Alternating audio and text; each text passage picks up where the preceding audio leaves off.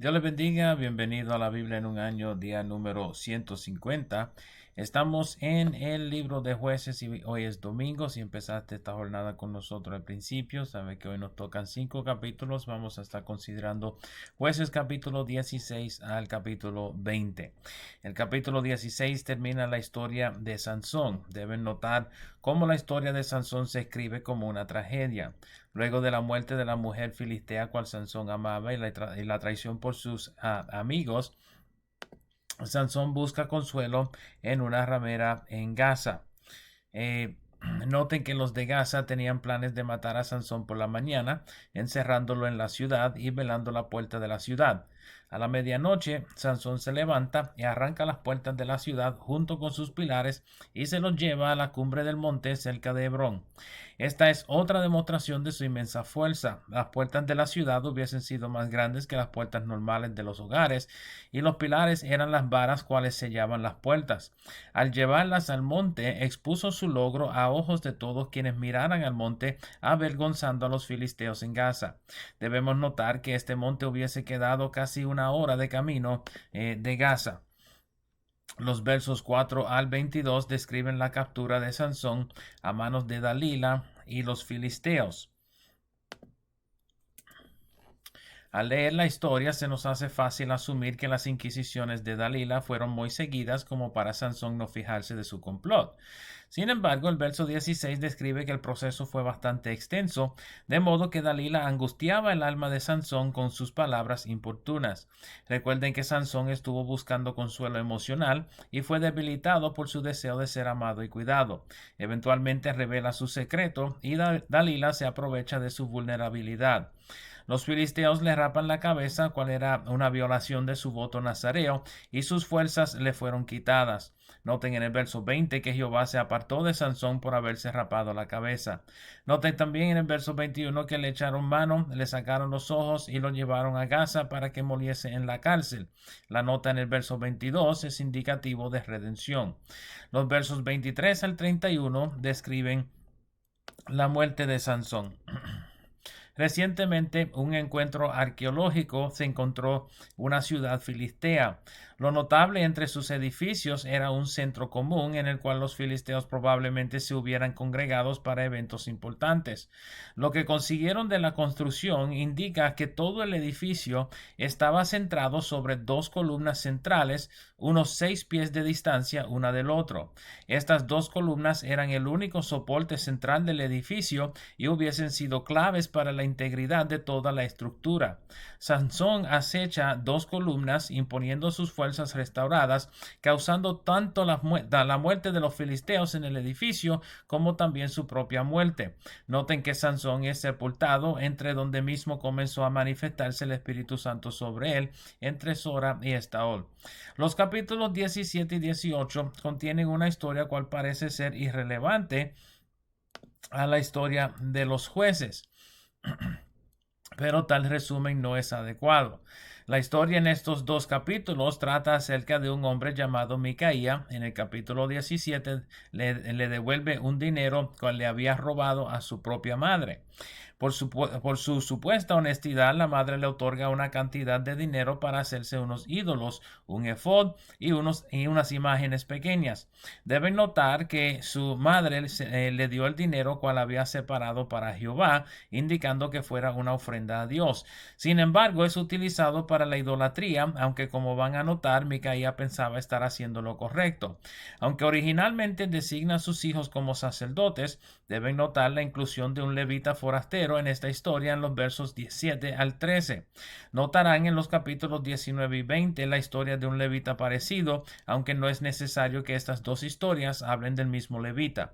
Noten que el levita mencionado en este capítulo consiente en vivir con Micaías y servir como sacerdote de su improvisado templo. En el capítulo 18 deben notar el tiempo de esta historia, siendo cuando la tribu de Dan estaba aún buscando heredad en la cual morar. Noten la mención de Sora y Estaol, lugar de crianza y sepultura de Sansón, aunque mucho luego del tiempo de esta historia. Habiendo enviado espías a la región, los hombres de Dan vienen a donde la casa de Micaía en el monte de Efraín. Noten en el verso 3 que los hombres de Dan conocieron al levita en la casa de Micaía, indicando que había pasado por la tribu de Dan, e inquieren acerca de cómo llegó a Efraín. Al explicarle, los hombres de Dan le hacen inquirir acerca de su misión contra la ciudad de Lais. Noten su respuesta en el verso 6, indicando que Jehová les entregaría la ciudad. Luego los hombres de Dan se llevaron al levita junto a los ídolos y el efod para que fuera sacerdote de la tribu completa de Dan.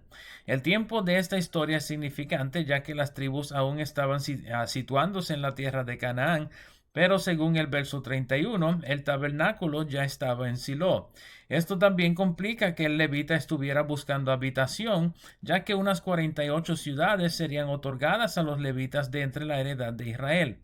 Al ver que los de Dan se habían llevado a sus ídolos y su sacerdote, Micaías le corre detrás. Noten la amenaza de los de Dan en el verso 25, indicando que matarían a Micaías si seguía dando voces tras ellos. Al ver que no podría contra ellos, Micaías regresa a su hogar.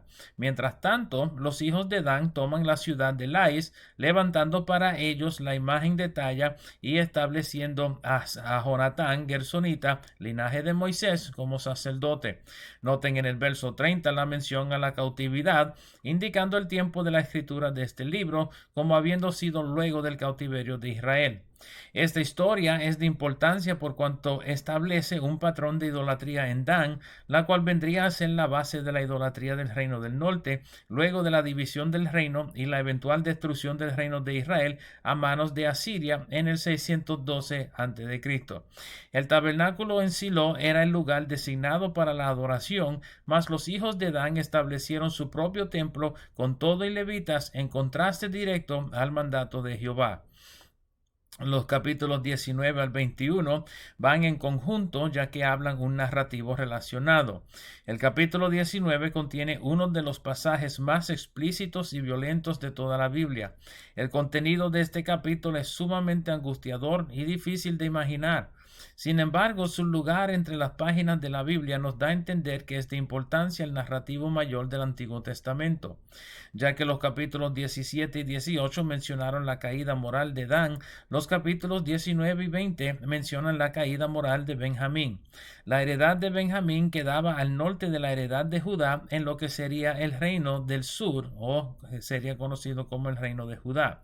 Noten en el primer verso que esta historia comienza con un levita del monte de Efraín, cual había tomado mujer concubina de Belén de Judá. Una concubina tenía casi todos los derechos de una esposa, pero los hijos de la concubina serían contados como hijos de la esposa. Socialmente, las concubinas no llevaban la misma estima que las esposas. La primera parte del capítulo trata acerca del viaje del levita junto a su criado a buscar a su concubina para llevársela de regreso con él. Noten en el verso 2 que la concubina le había sido infiel y había regresado a la casa de su padre. Habiendo hecho las paces, el levita intenta regresar en múltiples ocasiones, pero su suegro se lo impide. Sin embargo, luego de varios días, el levita se dispone a seguir su camino. En el verso 11, el criado sugiere que se detengan en Jebus, cual era Jerusalén. Sin embargo, el levita se niega a posar en una ciudad cual no fuera de los de Israel. Recuerden que Jebus no es tomada hasta los tiempos de David. Y siguen entonces hasta Gabá de Benjamín. Estando en Gabá, no hallan hospedaje y terminan en el centro de la plaza hasta la noche. Un anciano que según el verso 16 era forastero en la ciudad, los invita a su hogar para posar la noche. El suceso en esta historia se parece en parte al suceso de la historia de Lot, en cuanto los hombres de la ciudad golpean la puerta de la casa del anciano con tanto de que sacara a los hombres quienes estuvieron en la plaza.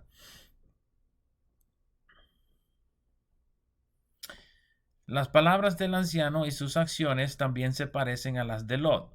El hombre echa a su hija y la concubina del levita afuera para evitar que los hombres cometieran perversiones contra los hombres en su hogar. A la mañana la concubina del levita estuvo tirada con manos sobre el umbral de la casa, muerta.